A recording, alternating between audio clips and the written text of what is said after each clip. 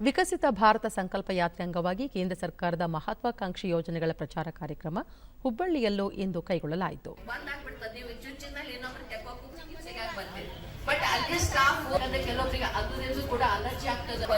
ನೀವು ಮನೆಯಿಂದಾನೇ ಅವರಿಗೆ ಇನ್ಫೆಕ್ಟ್ ಆಗಬಾರ್ದು ಅನ್ನೋದು 6 ಗ್ರಾಮ್ ಇರ್ತದ. ನಮ್ಮ ಬಾಣಂತಿ ಇದ್ದಿದೆ, ಅದಕ್ಕೆ ಈಗ ಏನ್ ಮಾಡ್ತಾ ಇದೀವಿ,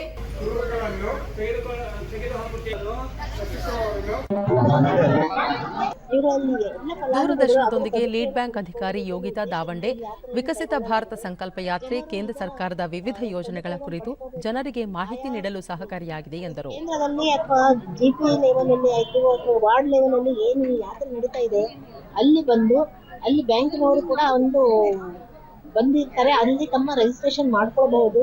ಅದೇ ರೀತಿ ಹೆಲ್ತ್ ಚೆಕಪ್ ಕೂಡ ಮಾಡ್ಕೋಬಹುದು. ಮತ್ತು ಕೇಂದ್ರ ಸರ್ಕಾರದ ಎಲ್ಲ ಯೋಜನೆಗಳನ್ನು ಅನುಭವ.